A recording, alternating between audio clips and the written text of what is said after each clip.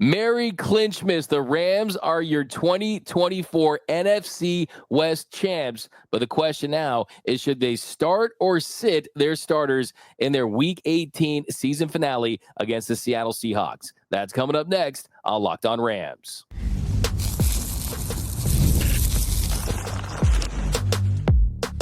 You are Locked On Rams, your daily Los Angeles Rams podcast. Part of the Locked On Podcast Network, your team every day. What is up, Ramley, and welcome to another episode of Locked On Rams, your daily podcast covering your NFC West champion Los Angeles Rams. Free and available wherever you get your podcast. Locked On Rams, part of Locked On Podcast Network, your team every day. Now, if you haven't yet, do us a huge favor. Join the party. Subscribe to the number one Rams YouTube channel. Hit the subscribe button. Hit the notification bell. Hit the like button. And drop some comments down below. Should the Rams sit or start their starters in their Week 18 season finale against the Seattle Seahawks? My name is Doug McCain. You can follow me on X and Instagram at DMAC_LA. I've been covering LA sports for over a decade, 24/7 sports, Bleacher Report, SI, Dodgers Nation. He's an NFL radio for Westwood One. And, of course, I'm joined by the people's champ, Mr. Travis Rogers. You can follow him on X at Travis Rogers. Of course, Mr. Travis Rogers has been covering your Rams as their post-game show host for ESPN 710 LA. He's almost finishing his 9th season covering your Los Angeles Rams. And we've got a lot to talk about today. The Rams have wrapped up the division. The big question now is, should they sit or start their starters in Week 18? Sean McVay had some comments about that. We're going to discuss the pros and cons of both. But first, Travis, this Rams team starts 1-4, climb their way back, and are in a position where they have the luxury or even having the conversation about seeing their starters in Week 18. They're going to be hosting a playoff game. After all of this, the Rams will be hosting a playoff game. Just an improbable run, and really a testament to this organization, Sean McVay and company, just really persevering this season. I think I've mentioned this here. Maybe the everydayers will remember it, but I know I said it a bunch during the pre and the post-game show heading into the Arizona game on Saturday afternoon.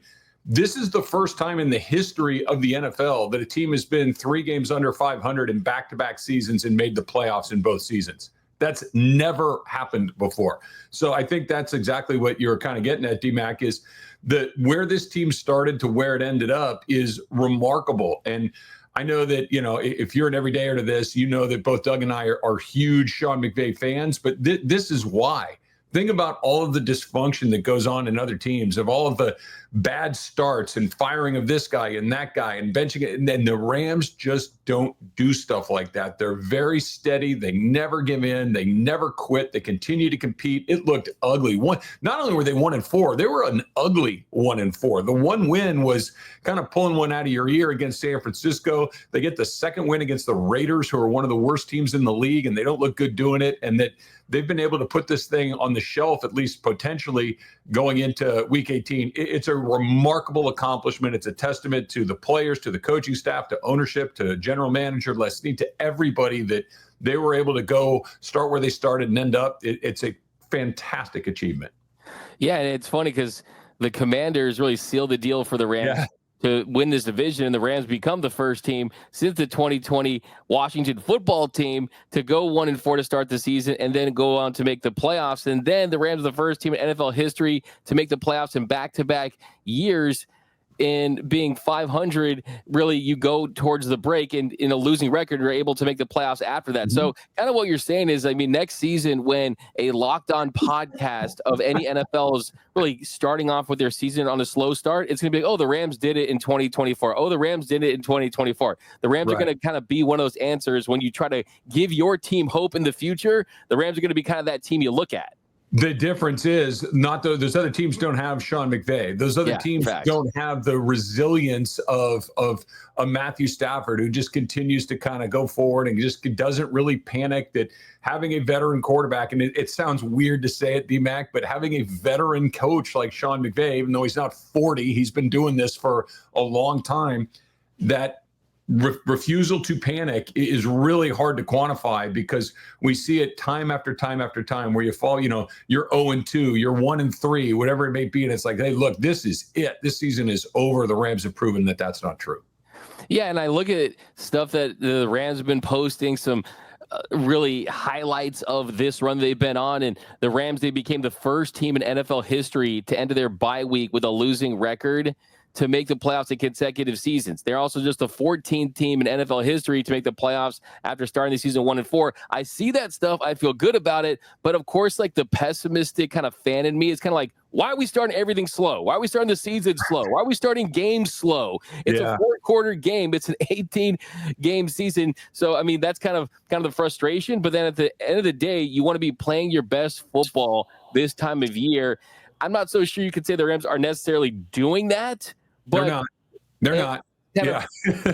Leading into the case to kind of start the starters for week 18, but just kind of recap where they're at. The Rams are the number 3 seed in the NFC right now, and they can stay there.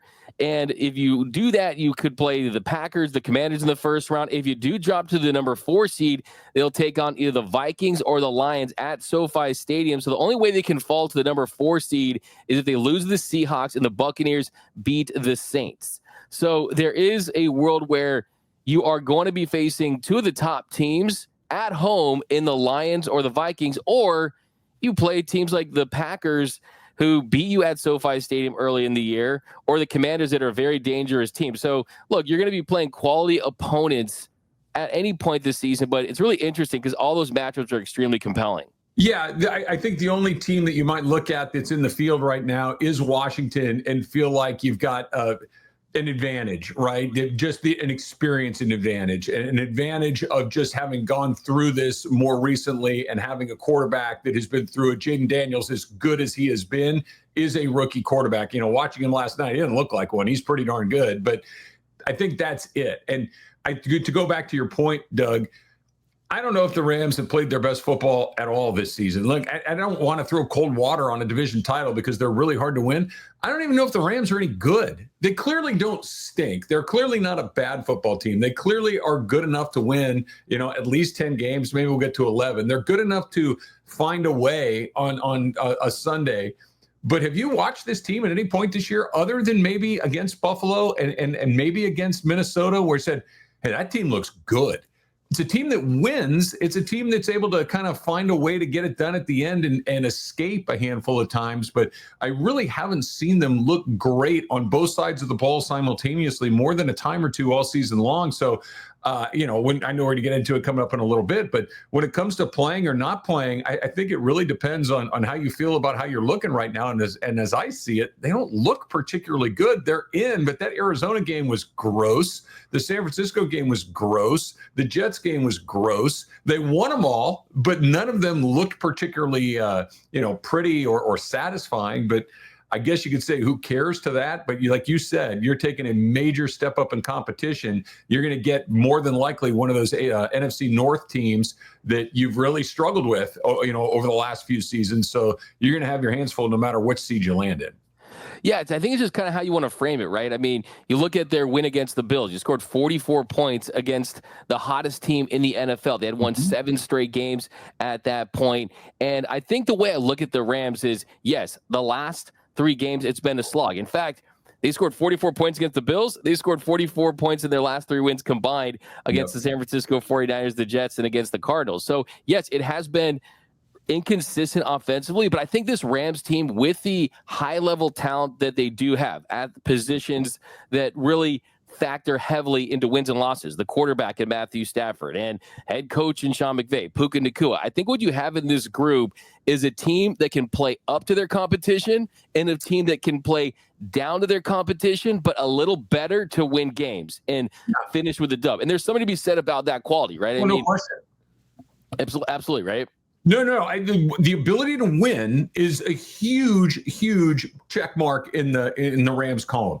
The ability to have a coach that's not going to panic, the ability to have a quarterback that's not going to panic, the ability to know how to finish games, even if you're not playing your best, is a really big deal. But I think it matters more when you're playing competition that maybe not be at the highest level, right? The ability to just let Kyler Murray make a mistake, the ability to let the Cardinals make a mistake, the Jets make a mistake, San Francisco in the rain to make a mistake.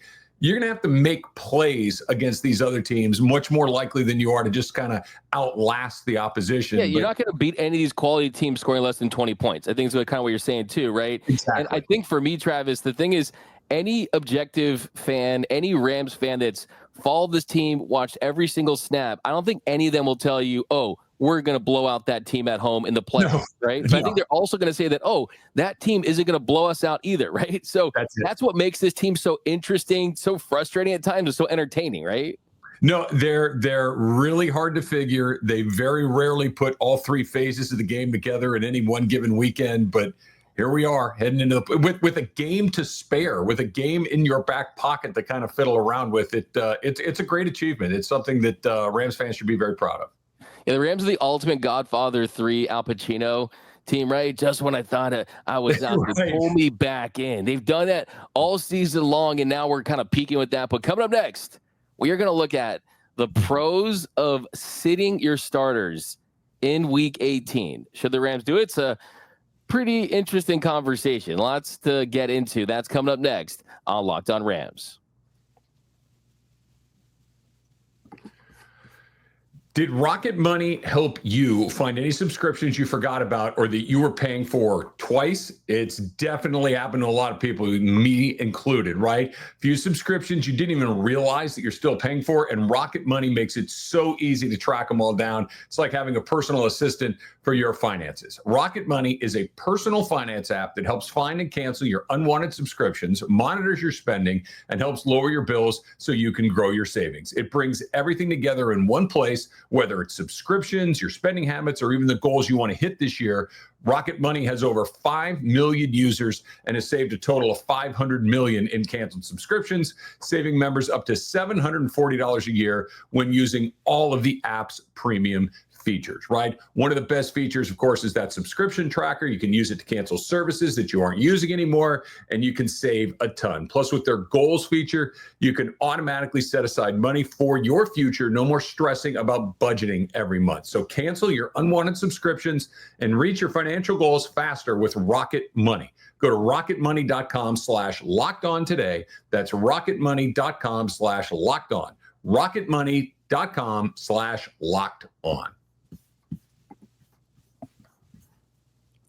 And we are off and running here on Locked On Rams. Thank you for making Locked On Rams your first listen every single weekday and sometimes on the weekends. Free and available wherever your podcast. Locked On Rams, part of the Locked On Podcast Network, your team every day. Also, a special shout out to those everyday listeners out there watching and listening to every single episode of Locked On Rams. And right now is the best time to join the Everyday Listeners Club. Make it your New Year's resolution that you're going to listen to every single episode, watch every episode. Then you won't miss a thing about your Los Angeles Rams. All right, Travis, I'm going to let you pick. You want to start with why they should rest their starters or why they shouldn't? Should. Okay, so should, I think the obvious one, the Sean McVay one, is always going to be avoiding injuries, right? You're always going to benefit from fresh legs. This is a team that had a week 6 bye, so they've played a lot of consecutive games. I mean, you're talking about 11 straight weeks of high-level NFL football. So giving players a week off is almost going to feel like getting a first-round bye in a sense for this team. So there's the obvious ones, the avoiding the injuries and the fresh legs. Yeah, I think, and that's the one that for me is at the top of any other argument, is don't play guys in games that don't matter. This goes back to the preseason thing with Sean McVay, right? There's a reason that Sean McVay never lets any of the guys that he plans on using in the season anywhere near the field in the preseason. It's because they don't matter. This game does not matter. The seeding really, in my opinion, does not. You're going to get a tough team regardless. You're going to be at home regardless. Whether you're the 3 or the 4, to me, doesn't mean all that much. So I think that the health is number one. Who's ever got the little bumps and bruises, the little strain, the little this, the little of that, try to settle that down as much as you can. And the nightmare scenario is you put somebody out there who you do plan on using quite a bit in the postseason, and something happens. And I know it's football and you can never prevent that 100%. And I know it doesn't happen every game, but if you can make sure that the most important guys, and basically what I'm talking about are your 5 offensive linemen, your quarterback, your running back, your wide receivers, and Jared Verse and Braden Fisk and all the guys that we're talking about on the defensive side of the ball, that if I can guarantee those guys are as healthy as possible going into that wild card weekend, give me that. And the benefits of playing them don't even come close to outweighing the benefits of potentially losing somebody. I see you. I hear you for sure. And also, too, the Rams sat starters last year, and they still beat the San Francisco 49ers. So I'm not here to tell you this is a Jimmy Garoppolo legacy game or anything like that, but the Seahawks could still be cautious as well, right? Where they're not going to be gung-ho necessarily about winning that one. I think the Seahawks at the moment are actually favorites in that game at SoFi Stadium, but you could still win the game with your backups. But hear me out on this one. Playoff seeding. Now, I definitely agree with you. You're going to be playing a tough opponent. There's no doubt about it. But when you look at the seeding, the Rams, you beat the Vikings at home. So if you lose, you could play the Vikings or the Lions, but it's at home. So the Vikings, you already beat that team. It's tough to beat a team twice. We know that. But the Lions, to me, that, of course, is the most interesting. That's intriguing. That would be SNF style like it was last year. And you look at that Lions game, the first game of the season, you had a offensive line that was at 100%. You didn't have Puka Nacua for an entire half, and you still almost won that game. And you almost beat that Lions team at the beginning of the season. You got the revenge factor from last year, and kind of to look at we love our baseball around here, right? Yep. Look what the Dodgers did, right? They slayed that dragon. They beat the best team in the first round. Yeah. And if you beat the Padres, you went on to win the World Series, you're coasting after that, right? If the Rams were to beat the Lions, they would have so much confidence. They would know that they really beat a team that a lot of people has a sexy pick to win the Super Bowl. I think it would go a long way to saying, you know what, you beat that team in round one, you better make the most of this run and try to take it to the Super Bowl. Yeah, look, I like that scenario. I think that that's interesting. I'm just not willing to bet anything to try to make it more likely to happen. If it happens organically, great. I'm with you. If it happens because Minnesota goes and beats Detroit, great. If it happens because the Rams backups beat Seattle, great. But what I'm not willing to do is put any more into the pot to try and make it happen. If it just comes together, fantastic. I like what you're saying, and I like the matchup. And look, I agree with you, and I think the Dodgers are the perfect analogy here. Give me your best shot first. Let me take the toughest thing you got first and go from there. But at the risk of putting, and I keep coming back to this, that we've seen the Rams, and they struggled against Arizona because of this when Rob Havenstein wasn't playing. Joe Noteboom had 3 holding penalties. Joe Noteboom had a really rough day, and the 5 offensive linemen, those 5 guys together, and Havenstein, Dotson, Limmer, Avila, and Jackson at left tackle. When those 5 guys are together, Rams are pretty good. When they're not, they're not. And it just, you really need to go out of your way to make sure that those 5 guys at least take the field for that first series of downs wild card weekend. I'm not putting anybody out there that can't afford to lose. 100%. The next segment, we're going to talk about the different scenario, right? Why you should start your starters. But I think one thing we always talk about on this show is the fan presence. And I don't know if you saw this. Of course you did. You're at the game, right? Yeah. That was a great turnout for the Rams. That was probably the most Rams I've ever seen at SoFi Stadium. You had Rams gear everywhere. And I look at these potential teams, right? Vikings, they're going to travel. Lions, they'll travel-ish, right? They'll have a strong contingency. Packers are insane. I was doing that game for Westwood one earlier in the season. The Packers turnout, their fan base is enormous. The Commanders, though, they're dangerous. Right? They're dangerous for sure, but I like the Rams turnout in that one. The Rams are going to have other fans in their building every week unless it's Seattle or Arizona. Those are the only 2 teams that don't bring fans. And they really don't bring fans. Like on Saturday night, Arizona had been eliminated. It was Saturday night. It's Christmas. Like all of these things come together. There were no Cardinal fans are going to make the trip for that one. But you're right. It was nice to see the place filled with blue jerseys, Rams fans. It was great.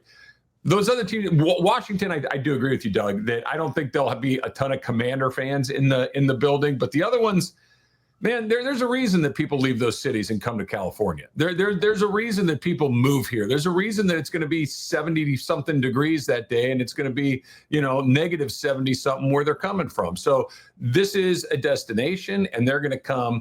That's just the reality of it. But I'm with you that the Commanders are the one team that maybe don't have a ton of fans here and maybe might not make the trip. If you're looking for home field advantage, that might be the one way you get it.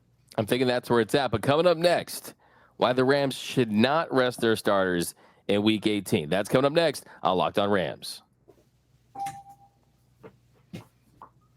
And welcome back to Locked On Rams. Thank you for making Locked On Rams your first listen every single weekday. Free and available wherever you get your podcast. Locked On Rams, part of the Locked On Podcast Network. Your team every day. All right, Travis. So here in our third segment, the case for the Rams to not rest their starters. So I think the first one for me is just the inconsistency of this offense. They just have not gotten it going. Like I pointed out earlier in the show, 44 points combined your last 3 weeks. You haven't been putting up enough offense to feel good about going toe-to-toe with a team like Detroit.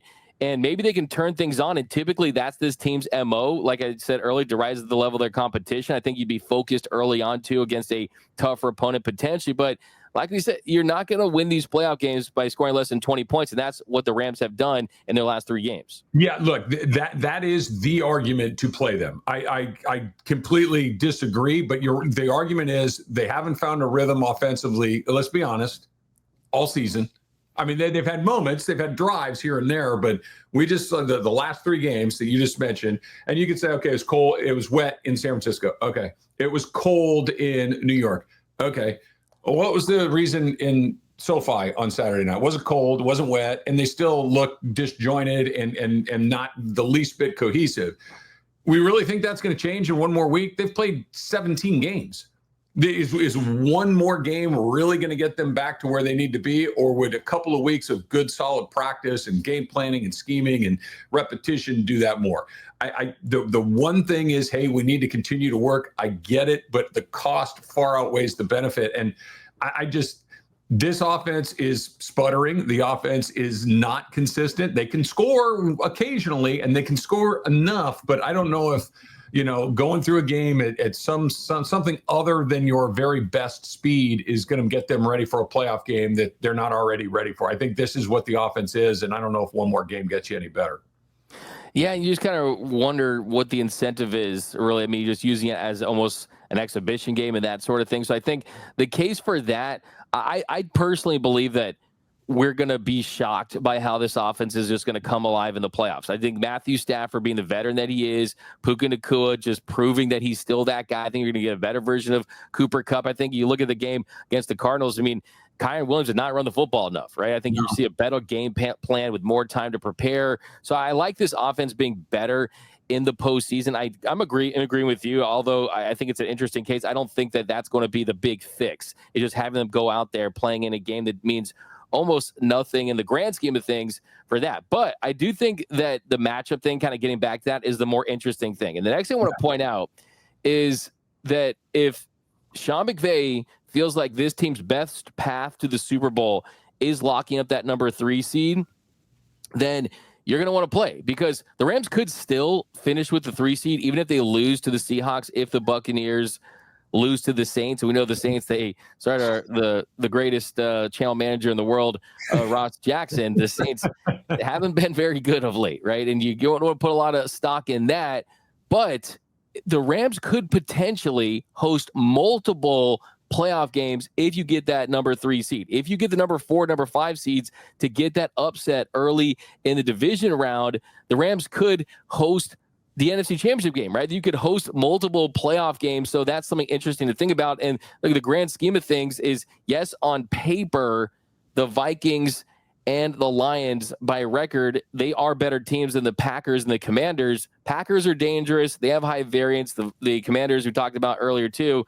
And the truth is, though, if you're going to just pick any of those teams, you're probably going to go with those first 2 than the last 2. I'll tell you what, of all the teams that are potential opponents for the Rams in that first round, and I know they're not the best team. I'm fully aware they're not the best team.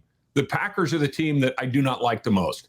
And it's because Matt LaFleur has not lost to Sean McVay. When the Rams have played the Pack, not only have they lost, they really haven't been very close. And this is not just this season or this is over the entire Sean McVay era. The Rams just do not match up all that well with the Packers. I don't know why exactly. It just has been one of those weird things where they haven't quite figured out how to beat that team.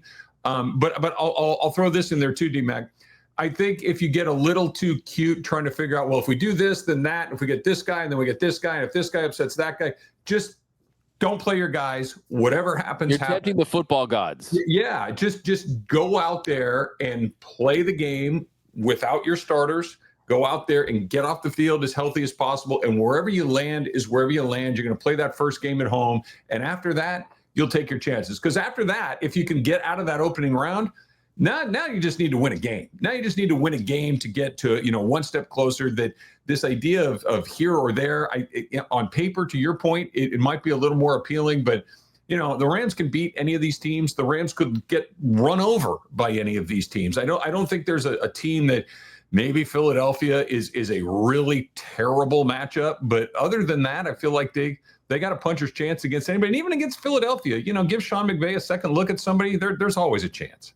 Yeah, I think with the early bye, I think with all the consecutive games, I think with the aging talent that's on this team, even though the Packers and the Rams have the youngest roster as a whole, you just can't risk it because you lose Matthew Stafford, the season's over. And why even play that game or anything like that? And I think just fresh legs in general are going to benefit this team. And also, I think on top of everything else, you can still get what you want. I'm interested to see Jimmy Garoppolo play for the Rams. It's interested to see some of these other guys get opportunities. And Sean McVay was asked about whether or not he was going to sit or start his starters in week 18. He said, I've got to look at a lot of different things.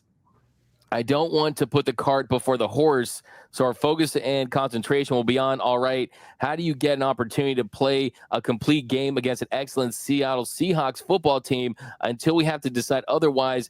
That's where my sole focus and concentration will lie. But I do want to point out, back in 2017, the Rams clinched the division in week 16. That year, they were locked into the number 3 and number 4 seed, and McVay, he didn't really care. He just wanted to rest his starters. And week 17 against the 49ers, they lost that game at 34-13, and then they lost to the Falcons in the wild card round. And then last season, we saw what happened too. You sat your starters in week 18. So I think anyone who knows Sean McVay, you got a PhD in McVay, but I think you pretty much know where he's leaning towards in this situation. Yeah, he's had 2 opportunities to do this before. He hasn't played his guys in both times. I don't think this is going to be any different. I think that he knows what he wants to do. And I want to go back to something you said a second ago, D-Mac, the Jimmy Garoppolo of it all. We haven't got to see him at all. Good, right? Because that means Matthew Stafford's been healthy. That's good news. And this is talking about putting the cart before the horse. This is down the road, but I think that if anybody's been paying even this much attention to what's going on with the Rams this year, the chances of Matthew Stafford being on this team next year are 50-50 at best. At best, I think it's probably more likely he's somewhere else than he is here. Is Jimmy Garoppolo your bridge quarterback until you get a chance to draft one? I don't know. Maybe not. But getting a chance to see him in a game that doesn't affect really a whole lot, maybe a little bit interesting to see if, he looks like a guy that you could live with for a year or so, or maybe it's the opposite. That's not going to work at all. Let's move on. Or maybe it pushes you in one direction or the other with Matthew Stafford. But I'm with you. I wouldn't hate seeing Jimmy Garoppolo, get some real reps in a real game because, hopefully this isn't a thing, but second quarter wild card weekend and Matthew Stafford takes a shot and Garoppolo's got to finish the game. I'd like him to have thrown a real pass in the last 6 months, and he really hasn't. No, for sure. Hey, I'm here for the Jimmy Garoppolo 3 touchdowns and Tutu Atwell legacy game. I'm here for that. By the way, did you see Jimmy Garoppolo's brother on Instagram after the 49ers got eliminated? He had a screenshot of Shanahan, and he did offensive guru in all quotes. So hey, no. Yeah, we're getting deep into brother Garoppolo. Let me help you with something, brother Garoppolo. Stand down. Yeah, chill out, bro. No, dude, no. Stay in your lane, man. But the Rams division champs, and they got some decisions to make. But I think that we both are in agreement that most likely you are not going to see the Rams starters on Sunday against the Seahawks. But that's going to do it for this episode of Locked On Rams. My name is Doug McCain. You can follow me on X and Instagram at DMAC_LA. And you can follow the People's Champ, Mr. Travis Rogers, at Travis Rogers. And until next time, whose house is Locked On Rams house?